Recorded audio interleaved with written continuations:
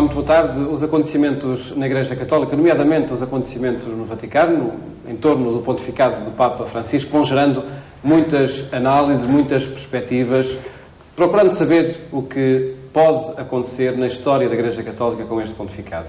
Hoje temos o privilégio de contar no programa Eclésia com uma opinião muito próxima daquilo que vai ocorrendo no Vaticano. Cardeal Saraiva Martins, cumprimento. Muito boa tarde. Obrigado. Obrigado, Sr. Cardeal, por estar neste programa. De que forma é que vai acompanhando estes acontecimentos no Vaticano? Pedidos de comissões de análise ao Banco do Vaticano, pedidos de reformas, enfim, partem do interior da Santa Sé um conjunto de desafios. Já é possível perceber o alcance, já é possível perceber o horizonte onde tudo isto vai parar? Certamente a eleição do Papa Francisco foi um grande acontecimento histórico, não é? Na história da Igreja foi uma coisa que nunca tinha acontecido. Ter um Papa não europeu, um Papa da América Latina, isto é uma coisa extraordinária. Só por si isso é um fator de É um fator importante. Começa uma nova época. Porque daqui para diante pode acontecer muito bem que amanhã tenhamos um Papa asiático ou africano, porque a Igreja não tem cores, nem é branca, nem preta, nem amarela, não é?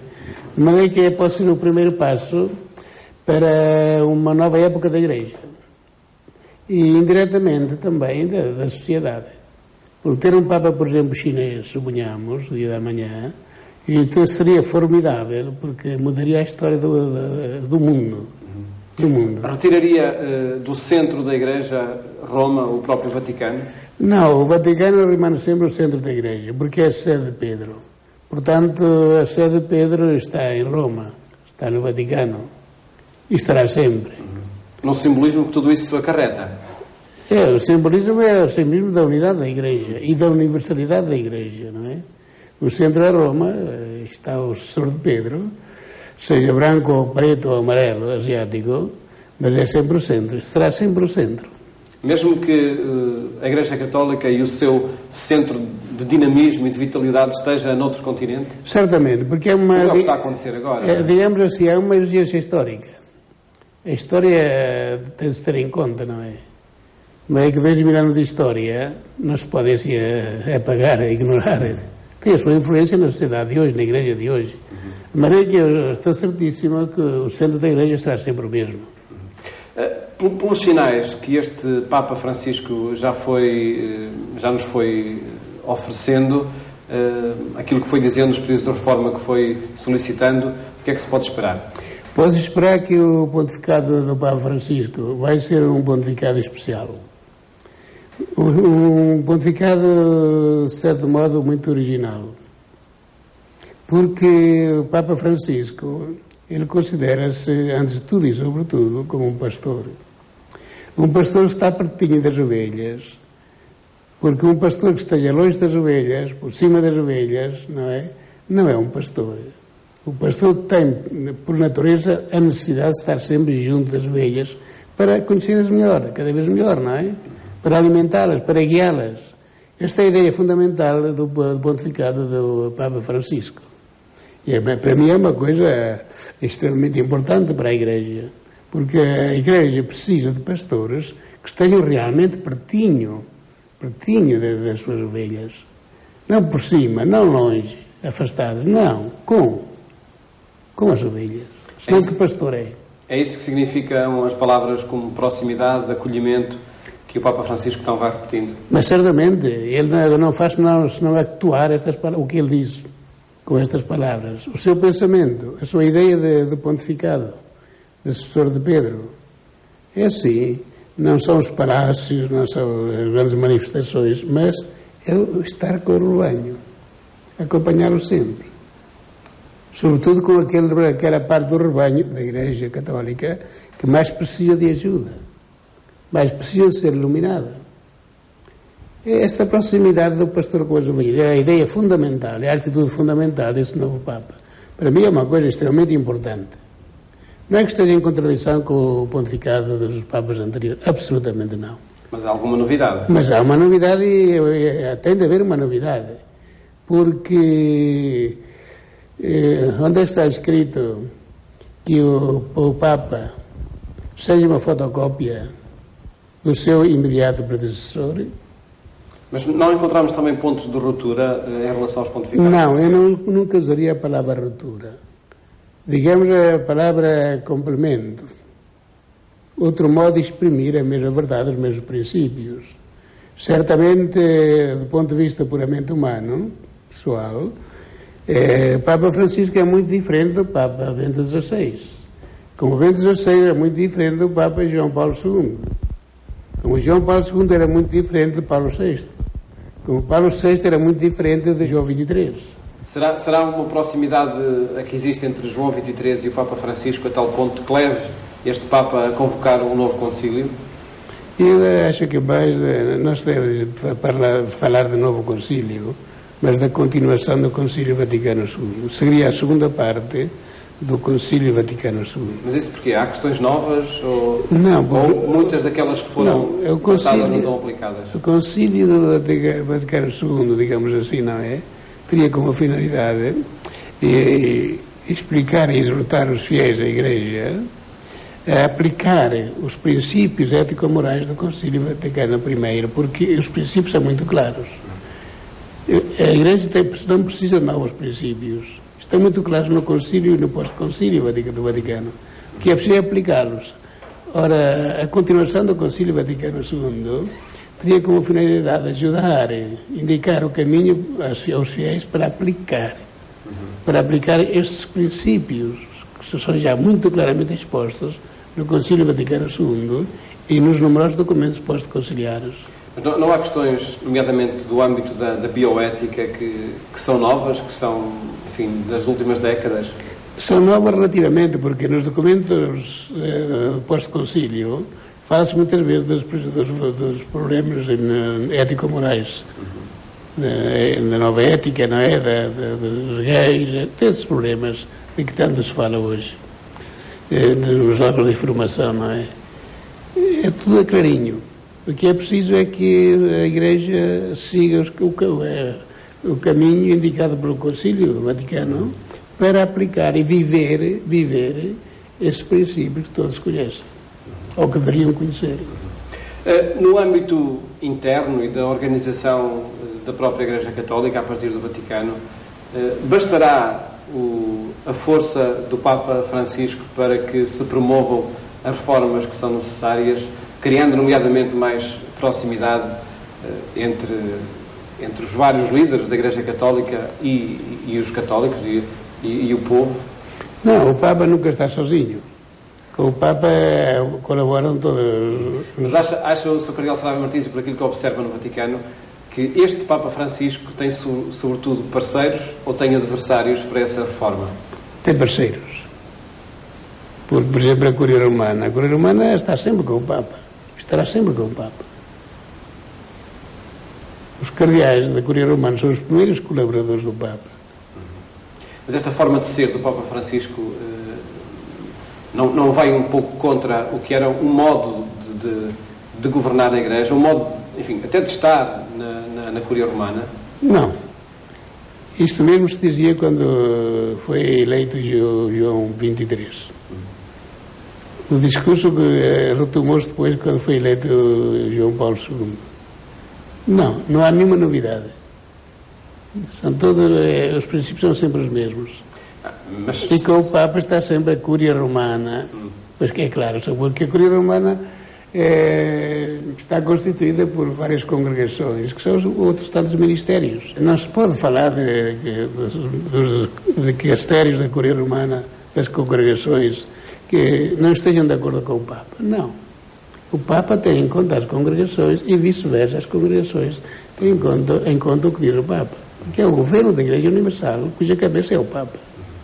O Sr. Cardeal Saraiva Martins pertence a vários dicastérios e trabalha em diferentes dossiês. De que forma é que está esse ambiente e essa relação entre o Papa e as várias congregações do Vaticano? Não há nenhum problema. Posso dizer porque vivo essa experiência. Não há nenhuma reação a alguma novidade? Não há nenhuma reação. Não há nenhuma reação. Todos estão de acordo com a linha seguida pelo Papa Francisco. Eles dão-se conta que é uma linha um bocadinho diferente da linha, por exemplo, de Bento XVI. Mas como dizíamos antes, os papas são todos diferentes, ainda bem que é assim. Diferentes no modo, na linha de seguir a única mensagem da Igreja, que é o anúncio do Evangelho em todo o mundo. E que os papas sejam diferentes é uma realidade. E é também uma graça de Deus, é um dom do Senhor, porque assim cada papa enriquece o papado com o seu próprio carisma. De maneira que isso a diversidade está na realidade das coisas, não é? Em todo caso, que importância pode ter, por exemplo, o facto do Papa chamar, por exemplo, as autoridades do Vaticano, de Itália, para tratar assuntos que dizem respeito, por exemplo, ao IOR, ao assim chamado Banco do Vaticano, em ordem à transparência, em ordem à fiscalização daquilo que vai acontecendo? Costumava ser internamente resolvido todas essas questões. Mas estamos todos de acordo com isso. Mas antes não era sobretudo internamente que se tratavam essas questões? Também se tratavam, só que a imprensa não dava tanta importância como dá agora, não é? Mas este ir agora pedir a autoridades civis para tratar essas questões, o que é que pode significar? Eu acho que é a linha que o Papa deve seguir. E todos compreendem a importância desta atitude do Papa. Certamente, devemos ser realistas. Por causa da credibilidade que é preciso ter também nesse âmbito. Essa é a primeira coisa. A credibilidade é a primeira coisa, não é? O Vaticano tem de reinar a credibilidade. E se alguém não estiver de acordo com esta linha, então, naturalmente, tem de sofrer as consequências. Mas a Igreja... E isso pode acontecer? Há gente que pode sofrer as consequências? O futuro está nas mãos de Deus, não é? Mas pode acontecer, tudo pode acontecer. Há dossiês que estão em curso. O que eu quero sublinhar é o facto de que a Igreja dá-se conta dos problemas e está a procurar, com muita coragem, de resolvê-los. Para bem da Igreja, para bem da sociedade, para bem de todos. Um outro setor a que o Papa também se referiu já por diferentes vezes é aos alegados grupos de pressão ou lobbies que possam existir no interior da Santa Sé. Há também aí algo a resolver, na sua opinião, porquê o Papa Francisco ter chamado a atenção para este problema? Eu acho que interpretaram mal as palavras do Papa. Mas porque não há grupos de pressão? Não há grupos de pressão.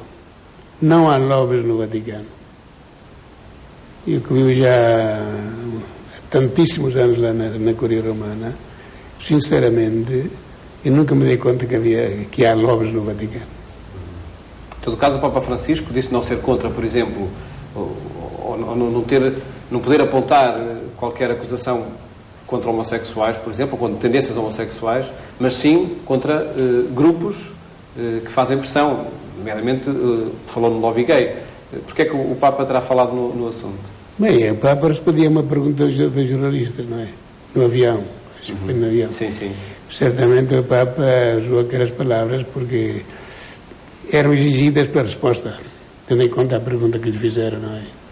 Mas é claro que a Igreja, o que diz o Papa, é sacrosanto.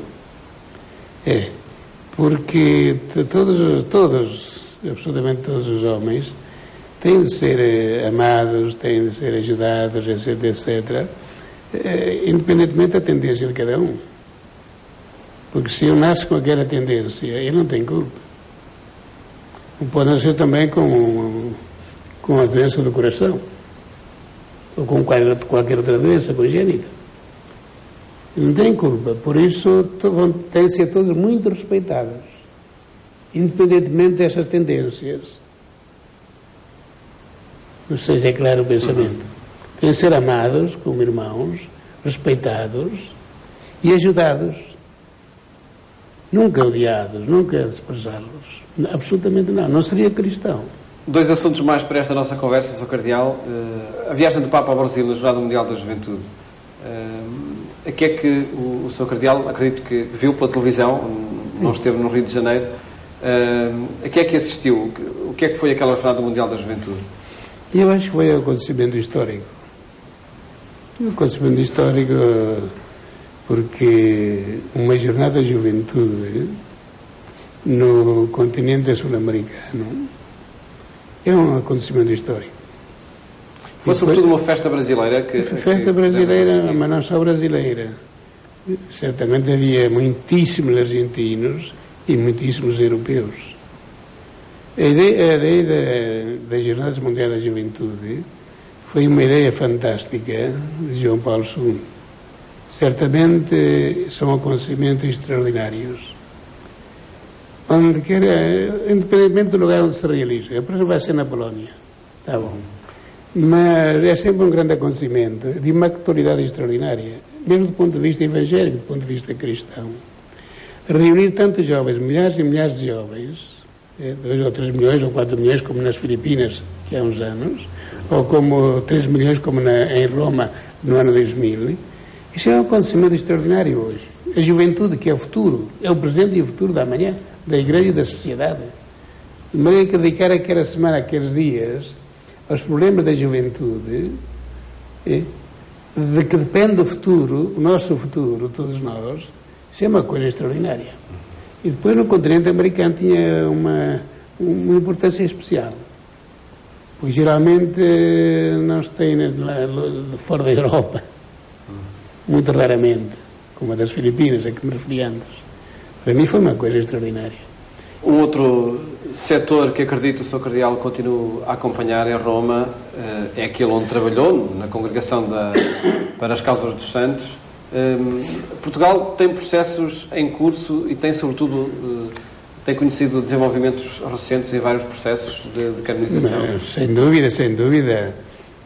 Na Congregação das Causas dos Santos há mais de 30 causas de beatificação e de canonização.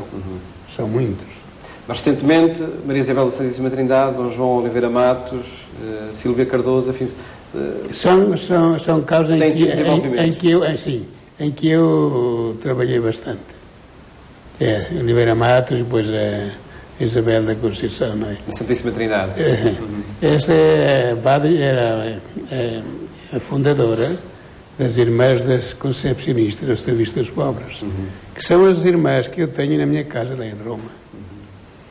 Mas que eu sinto-me orgulhoso de ter colaborado para que a causa fosse para adiante.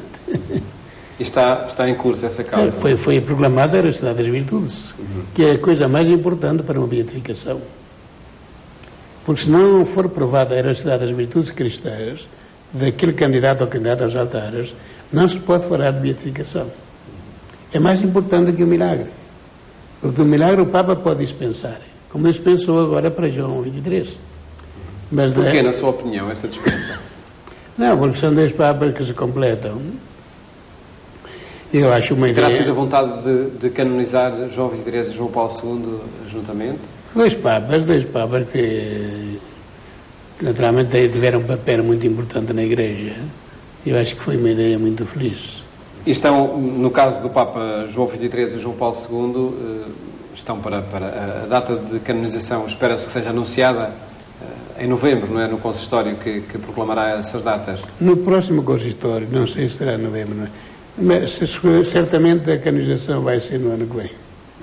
O próprio Papa Francisco foi anunciando o dia 27 de abril, creio, o domingo da Divina Misericórdia. Da Divina Misericórdia, que é uma festa instituída por João Paulo II. Fará sentido que assim seja, nesse dia, a celebração de canonização? Não, qualquer dia. Todos os dias são mas certamente teria um significado especial. Porque essa festa foi, como eu dizia antes, instituída por João Paulo II. Seguindo a linha daquela santa polaca, Kowalska, que também foi canonizada na minha prefeitura. E são causas que eu estou muito ligado. E continua ligado no seu trabalho em Roma? Ligado a... Nessa congregação? Tratando dossiês? De certo modo, sim. Também ligado às causas de canonização dos pastorinhos de Fátima? É evidente. Em que fase? É outro motivo de orgulho, não é? Em que ponto é que estão esses processos? Falta um milagre. Tinham proposto um milagre, mas esse milagre, essa cura, considerada como milagrosa, de facto não era um milagre. E então agora estamos à espera de outro milagre. Estão a ser estudados já mais alguns casos de milagre? Sim, há vários casos, mas é preciso examiná-los bem do ponto de vista médico, científico-médico, depois do ponto de vista teológico, etc. Mas estou a andar bem. E o caso da irmã Lúcia? A irmã da Lúcia está na fase local, diocesana, porque todos os processos de beatificação e canonização têm duas fases. Uma local, no seio da igreja local a que pertencem, e outra romana, ou seja, na sede da Congregação para as Causas dos Santos. Perguntava-lhe, Sr. Cardeal, de que forma é que analisa a importância e o relevo que nos vários pontificados é dado a estes processos de canonização. Papa João Paulo II vimos muitos processos a serem concluídos.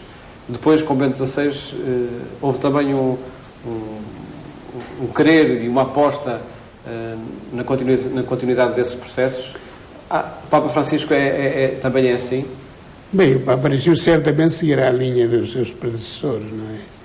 Mas é claro que João Paulo II disse mais de uma vez que a Congregação das Causas dos Santos é o dicastério mais importante da Curia Romana, porque trata da coisa mais importante para a Igreja, que é a santidade, os processos de beatificação e canonização, não é? E de facto é assim. Sr. Cardeal, agradeço-lhe o ter analisado connosco o pontificado do Papa Francisco, depois também a Jornada Mundial da Juventude e esses processos de canonização em curso no Vaticano. Muito obrigado. Obrigado, eu. Muito obrigado.